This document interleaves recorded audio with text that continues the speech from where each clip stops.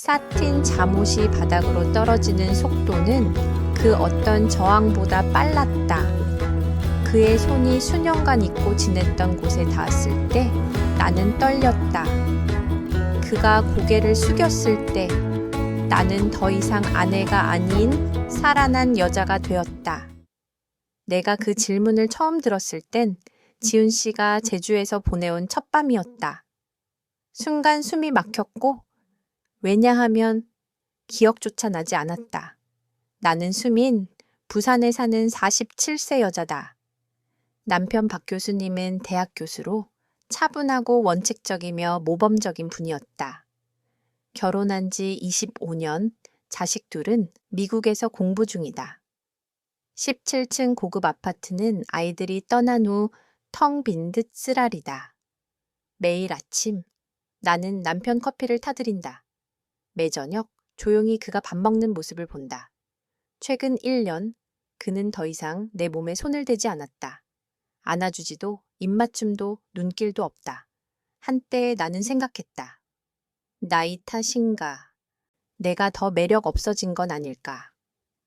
그러다 서울의 감정치료기관에서 일하는 절친한 친구에게서 제주에서 중년 부부 대상 냉기 식은 관계 회복 3일 리트릿 이야기 들었다. 명상, 그룹 대화, 역할 바꾸기, 편지 쓰기 등 아주 문명적이지만 좀 낯선 프로그램이래.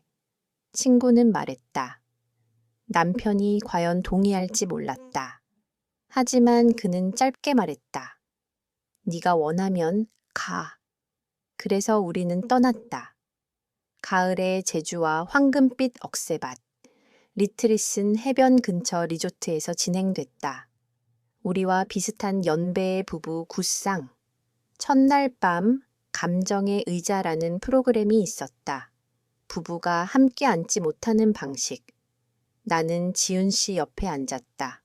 흰 셔츠를 입고 부드러운 말투, 따뜻한 인상이었다. 여러분은 집안에서 듣는 사람은 되어도 아무도 여러분의 말을 들어주지 않을 때가 있나요? 그가 물었다.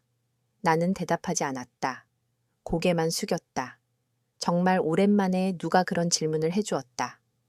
둘째 날, 감정 교환 시간이 있었다. 각자가 배우자의 역할을 맡아 고독을 이야기해야 했다. 지훈 씨가 부인 혜원 씨의 역할을 맡았을 때 그는 말했다. 나는 남편이 옛날 눈빛으로 나를 봐주길 기다렸지만 점점 그의 시선 속에서 사라지는 것 같아요. 나는 남편을 바라보았다. 그는 멀리 어딘가를 보고 있었다. 내 쪽이 아니었다. 그날 밤 리트릿 파티 자리에서 지훈 씨와 나는 같은 테이블에 앉았다. 남편은 다른 부인, 더 젊고 웃음 많았던 과 대화했다. 나는 지훈 씨와 젊었던 시절 이야기를 했다. 누군가의 손을 처음 잡았을 때 심장이 터질 것 같았던 순간들에 대해. 그리고 우리는 침묵했다. 그의 손이 내 손등에 닿았다. 세지 않았다. 하지만 나는 손을 뺏지 않았다. 그날 밤 우리는 아무 잘못도 하지 않았다. 하지만 내 마음속에 무언가는 이미 금이 갔다. 다음 날 아침 남편이 물었다. 괜찮아? 나는 고개를 끄덕였다. 하지만 나는 더 이상 괜찮지 않았다. 마지막 날 주최 측이 말했다. 오늘 밤 각자 이해받고 싶은 사람과 함께 방을 선택할 수 있습니다. 나는 지훈 씨를 선택했다. 남편은 아무 말 없이 조용히 일어나 자기 방으로 갔다. 내 방은 그와 같은 방이었고 바다 전망 창문이 있었다.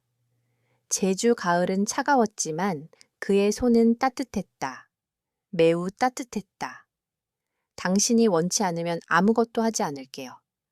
단 한 번 당신을 안고 싶어요. 허락해 주신다면요. 나는 대답하지 않았다. 다만 가까이 다가갔다. 아주 가까이, 입술이 그의 목에 닿기 직전까지. 그는 나를 안아주었다. 허술한 포옹이 아니었다. 꽉 끌어안았다. 마치 놓치면 내가 사라질 것처럼. 나는 그의 가슴에 머리를 기대고 그의 빨리 뛰는 심장 소리를 들었다. 그의 손은 내 머리카락 속으로 새우며들었다. 마치 한 올 한 올이 깨질까 두려운 듯 조심스레 쓰다듬었다. 그리고 그는 내게 키스했다. 맹렬하진 않지만 깊었다. 마치 수개월, 수년 동안 아무도 보지 않았던 자신의 갈망을 마침내 응답받는 듯했다. 그리고 모든 것이 폭발했다. 잠옷은 바닥에 빠르게 떨어졌다. 그의 손은 내 등을 타고 내려와 허리선에 멈췄다가 허벅지 안쪽을 훑었을 때 나는 떨렸다.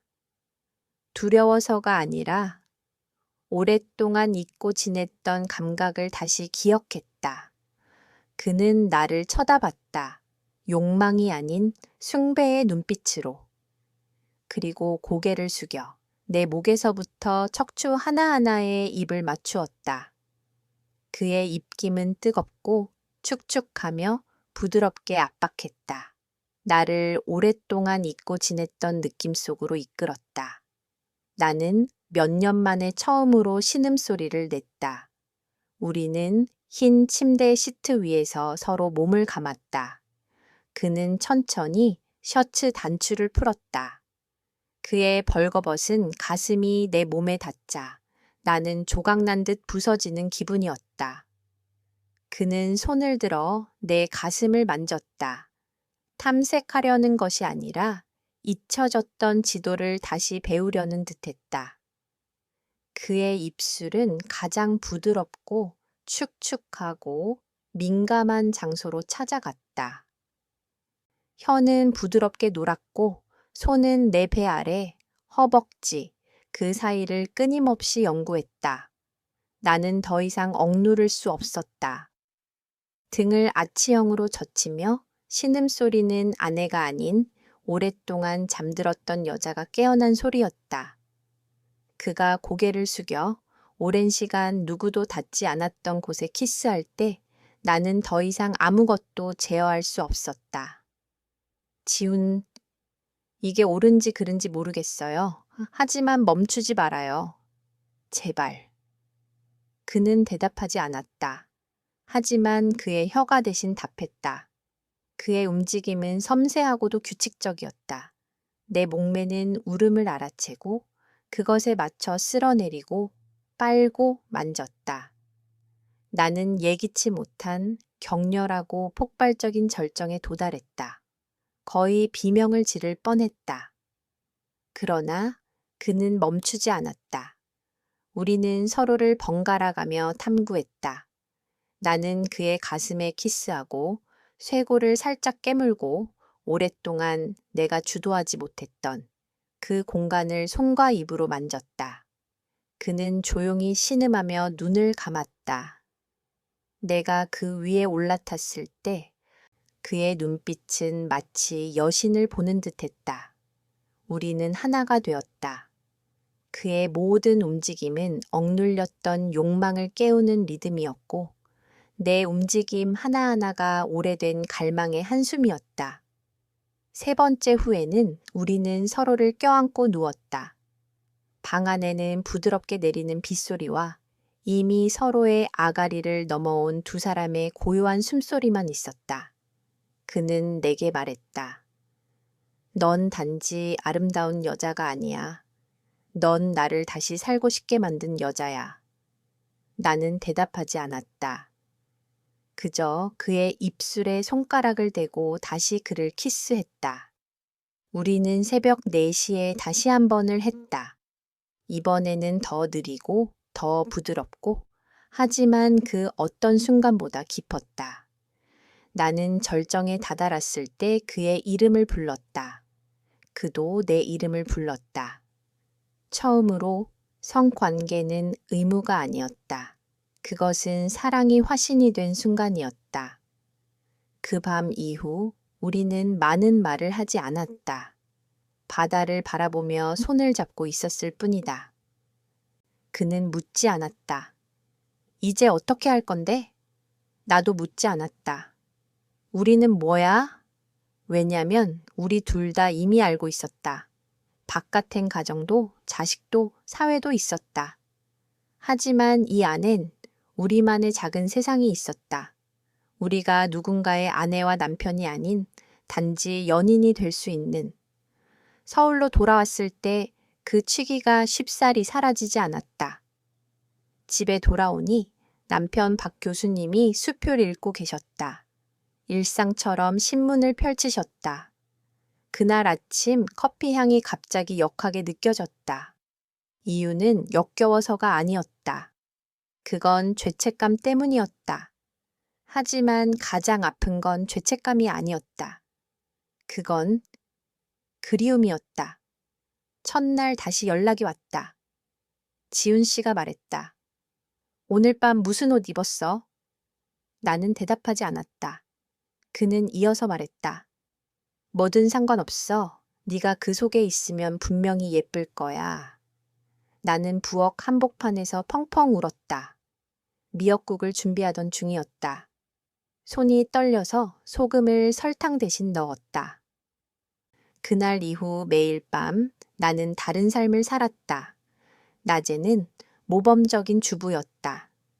밤에는 지훈 씨의 품에 기대며 살아가는 연인이었다. 우리는 서로 사진을 보내기 시작했다. 누드 아니었다. 그저 기억 속 내 얼굴의 옆모습, 그의 드로잉으로 그린 내 손, 내 향수가 배어든 베개 이야기. 나는 샤워하고 나서 수건을 두른 채 거울 앞에 서서 짧은 음성 메시지를 보냈다. 만약 네가 여기 있다면 난 널 욕실로 끌어들여 아침까지 나오게 하지 않을 거야. 서울로 돌아온 뒤 나는 하루하루 잠을 제대로 이루지 못했다. 남편을 볼 때마다 아픔이 몰려왔다. 이유는 단순했다. 나는 그에게 말할 수 없었기 때문이다. 무슨 일이 있었는지, 왜 그런 느낌이 들었는지. 지훈 씨는 메시지를 보냈다. 그건 유혹도 그리움도 아니었다. 다만 묻는 말이었다. 괜찮아? 우리는 매일 메시지를 주고받았다. 그러던 어느 날 그는 말했다. 이런 상태로는 더는 못하겠다. 난 네가 곁에 있기를 원해. 나는 이해했다. 나도 그랬다. 하지만 우리는 가족이 있었다. 그도 마찬가지였다. 우리는 인천의 작은 찻집에서 마지막 만남을 가졌다. 그는 내 손을 잡고 말했다.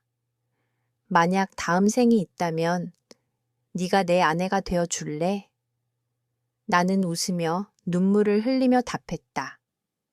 다음 생이 있다면 전 네가 제일 먼저 선택할 거예요. 이렇게 늦지 않은 때에. 그리고 우리는 떠났다. 뒤돌아보지 않고. 지금은 1년이 흘렀다. 남편과 여전히 함께 살고 있다. 우리는 덜 말하지만 냉정하지 않다. 나는 여전히 아침마다 커피를 타고 밤마다 그의 곁에 앉는다. 하지만 나는 이전의 내가 아니다. 나는 알고 있다. 한때 어떤 이에게 그렇게 심장 뛰게 사랑받았다는 것을. 후회하냐고? 아니다. 슬프냐고? 매우. 하지만 최소한 내 가슴은 아직 살아있다는 걸 알게 됐다.